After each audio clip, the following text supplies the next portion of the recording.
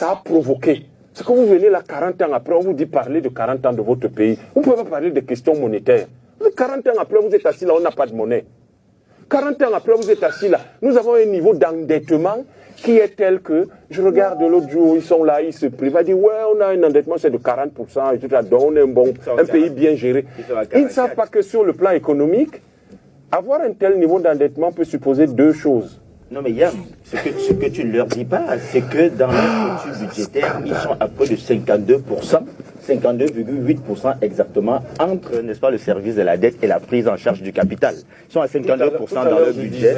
Ils ont réellement sur les 7300 milliards de budget, ouais. Ils ont exactement 3400 milliards seulement. En fonds propres. Il n'y a que seulement 3400 milliards de francs, mais qui pourront être injectés dans le pays. Ouais. Un pays de 30 millions d'habitants, officiellement, un pays où qu'on dirige depuis 40 ans. Voilà le niveau où on est.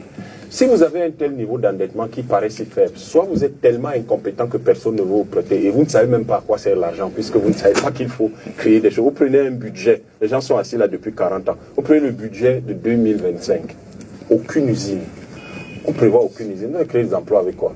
Aucune usine. J'imagine que dans leur mairie, évidemment, ils ne peuvent même pas imaginer faire un atelier. Vous avez un pays dans lequel les gens ne comprennent pas que lorsque vous êtes vous avez 40 ans, vous ne pouvez pas vous lever et commencer à dire on a 10 000 km de route. Ça veut dire que par année, vous êtes incapable de faire ne serait-ce que 100 km de route. Ce qui veut dire que vous êtes d'une incompétence notoire. Et la seule chose que vous pouvez faire finalement, et je sors par là madame, la seule chose que vous pouvez faire, c'est menacer les gens. C'est ce que fait le Conseil national de la communication. C'est de brandir des diplômes qui n'apportent pas la nourriture sur la table des gens, des familles camerounaises, puisque le produit de première nécessité, on en parle tous les jours.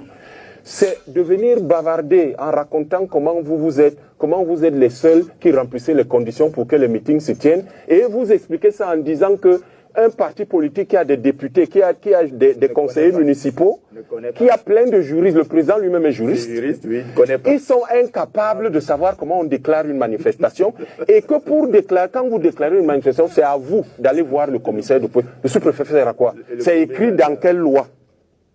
C'est-à-dire que c'est-à-dire que ça fait tellement mal. C'est-à-dire la question que l'on se pose, comment le Cameroun fait pour être dirigé par des types comme ça? Comment? Parce que il y a des élections